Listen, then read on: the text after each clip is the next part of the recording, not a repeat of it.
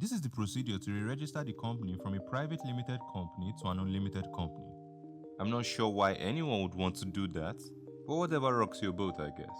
First things first, there will be a board resolution approving the re-registration of the company as an unlimited company.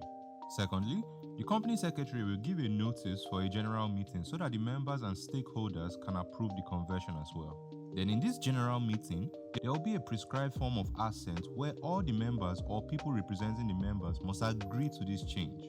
When they say all the members, they mean it. If a member dies, his personal representative has to assent on his behalf.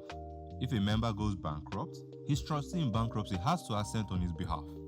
So at the time you are holding the general meeting, you have to ensure that the company has not previously been re-registered as a limited company. So this means that you are converting this company for the first time. If it were an unlimited company before, and then you converted it to a limited company, you won't be able to convert it again to an unlimited company.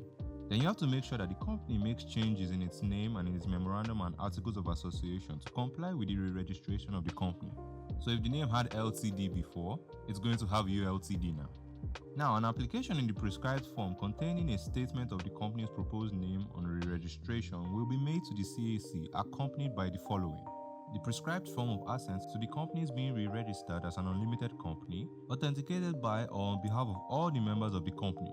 You also need a copy of the altered memorandum and articles of association of the company as altered, and a statement of compliance that the requirements for re-registration as an unlimited company have been complied with.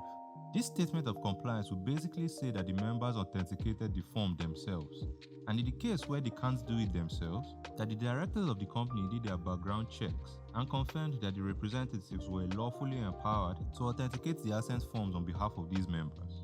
If CAC is happy, CAC will issue the company a certificate of incorporation, which will make the company an unlimited company. As always, the certificate shall state that it is issued on re-registration and the date on which it is issued.